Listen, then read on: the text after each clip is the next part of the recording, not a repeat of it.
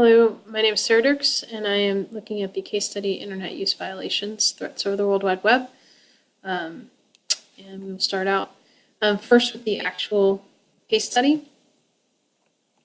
There's a teacher at Slattery Steno High School, Robin Tate. She's brand new to the field, and she's under the direction of a veteran principal. After a couple months of teaching in November, she's at home, gets a anonymous email to tell her to check her Facebook, and gets on there and finds some pretty upsetting and disturbing information. And as a result, she feels threatened and doesn't feel like this is appropriate, so she immediately contacts her principal. He gets on the Facebook page and looks at it from the perspective of this is kids being kids, but does tell Ms. Tate that he will investigate the situation and find out what's going on. And so category 1 is being able to identify the problem and analysis. So here's what we do know. We know that the students at this school come from fairly established, wealthy homes. And so this could lead to a sense of entitlement from these students. They're in a high achieving school, and so the expectation is that every student achieve. And then going into Ms. Tate, she has very high expectations for her students, and because of that, she grades a little bit harder, and so these kids are not achieving what they normally do.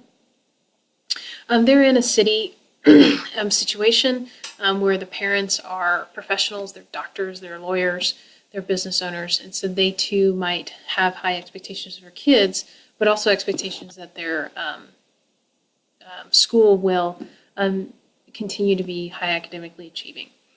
As for the administrator, Dr. Smith is a veteran at the school. He's been there for 9 years, so there's definitely a culture under his leadership. He's very respected by the community. In fact, has been nominated for Principal of the Year.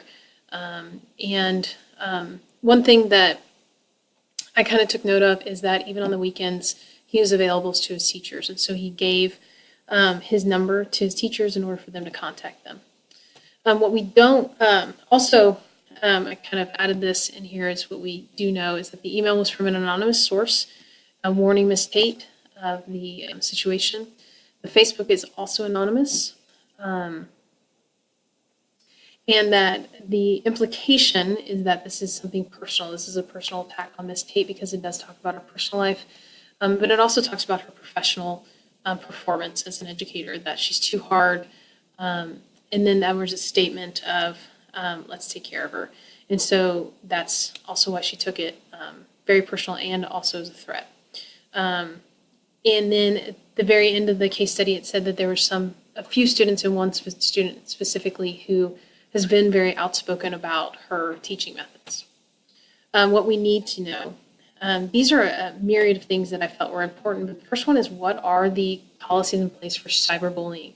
I could, as an administrator, jump right in and start making accusations, or I could tell Ms. Tate to not worry about it. It's not a big deal, but are there policies in place specifically for cyberbullying? Is there classes, or is there an expectation of digital citizenship within their building? This Facebook page was obviously created off campus. What jurisdiction do I have in enforcing any sort of punishment as an administrator? Can I talk to this kid and ask him to take it down? I can, but can I really make him do that or make her do that? What sort of discipline action would be customary in this situation? Is there a suspension? What if we figure out who did this? What happens now with that child in the classroom?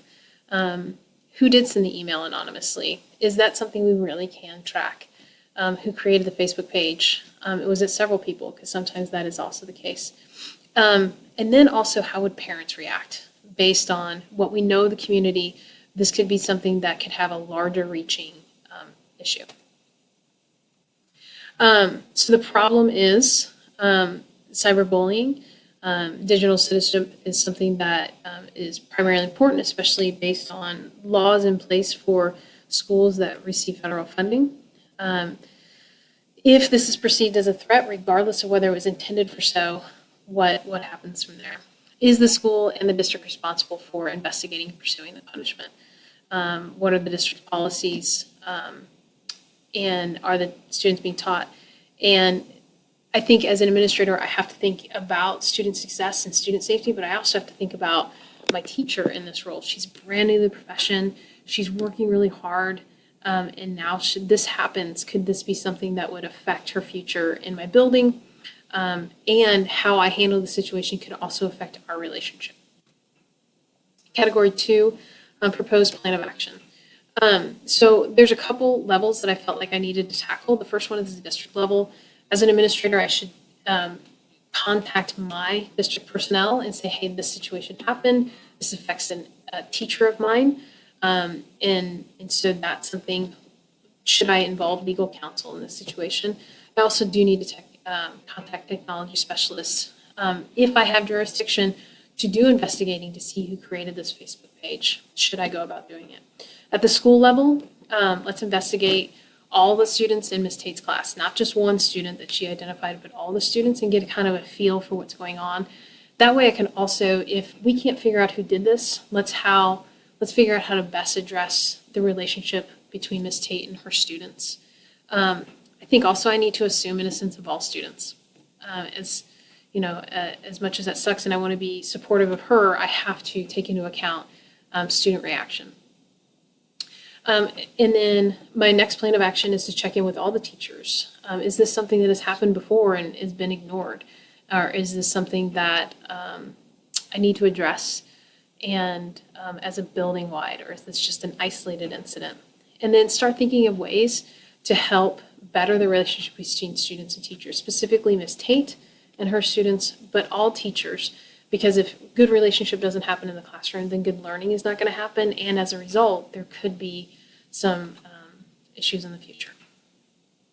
So my strategies, the first one is I can't overstep. Again, that just kind of goes back to what I need to know. What do I have the right legally to do in this situation? Can I legally punish a kid? She perceived it as a threat. I talked to a friend of mine and asked, like, who is the burden of proof that this was a threat? And it's on the victim. And so Miss Tate felt threatened, regardless of the intention. But I have to look at what the school's jurisdiction is. I have to also make sure that there's a school internet policy in place. And if not, I need to put one in place, or it needs to be enforced. I need to start having conversations with students. This is to prevent future incidences. It's imperative that students understand that when they're using technology, that it be used appropriately. But again, the impression I got is that this was created off-site. This was created in someone's home. And so there's that balance of trying to not overstep, but also teach students appropriate use of technology. And then finally, again, educating the students and staff. What is acceptable and unacceptable internet usage? What are the consequences? So what sort of punishments, if at all, should go down in this situation in order to, A, kind of set a tone for what is acceptable behavior, but also to not give kids the impression this is appropriate and can happen again. Resolving the issue based on promoting student success. So what is best for students? And this all comes down to district policy. Depending on the size, it might just be one big high school. It could be several high schools, but teaching students what the district policy is and fixing this problem as soon as possible, not letting it linger, not letting it sit. What is the appropriate and immediate punishment that should be taken? In this situation, depending on, I think there's a nice mediation that needs to go on between Ms. Tate and possibly the student or students who created the page, an apology letter, and then teach the teacher how to kind of have appropriate and high expectations, but not ones that maybe are too high. That's really hard for me as a teacher, but there we go. And then teaching the students what is best as well.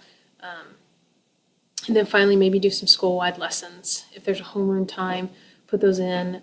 But also conflict resolution. These kids obviously had issue with this teacher, and rather than deal with this in an appropriate manner, they went about it the wrong way. Proactive versus reactive is kind of how I titled this section. Addressing the rigor in the classroom, I don't want to take away the high expectations that this teacher has, but is this common throughout the building? There needs to be a common thread. As an administrator, I want a teacher to feel free to teach the way they want to teach, but also keep in mind that, number two, we do have a community and a student body that will probably voice their opposition if anything goes wrong in this situation. I know that you shouldn't always take into account public perception, but I think in this case, because it was mentioned that this environment was affluent, that needs to be taken into consideration. Also, teaching new teachers about classroom management and expectations. Is that clearly set? And if not, it should be. And then also seeking parent input. Like, obviously these kids felt frustrated. Could they go to their parents? Could they not? Let's get the parents involved in teaching their kids about appropriate classroom or internet usage. And then debriefing the problem. I obviously am taking into account the safety and security of my students and my staff in this situation, and trying to figure out the best course of action, bringing the entire community involved. There was moments when I was reading through the case where I was frustrated. I had empathy for the teacher, angry at student behavior, but also empathy for the kids and sympathy. And then finally, I value educating these kids about appropriate internet usage. I value having high expectations, but having reasonable expectations. But more importantly, and most importantly, I value student-teacher relationships and understanding that those are really what drives education and drives learning.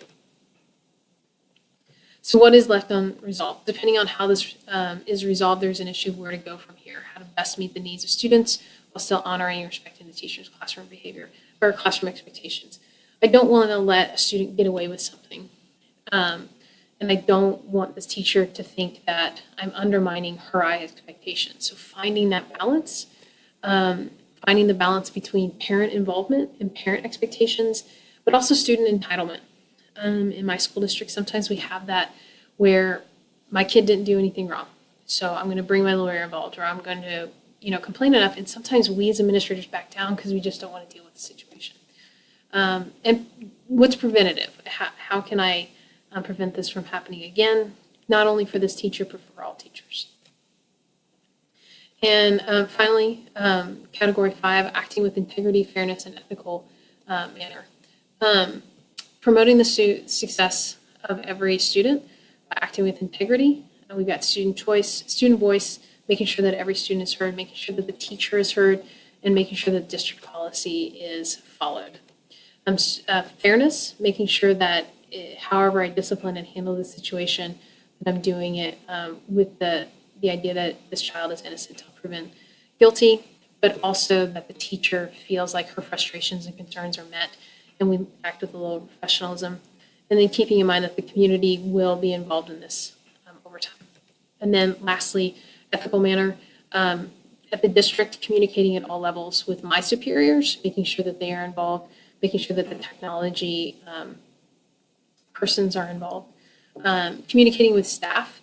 This does not need to be a wide situation. I don't need to make this a big deal to the whole staff, but at the same time, making sure that the staff understands that their safety is a priority of mine.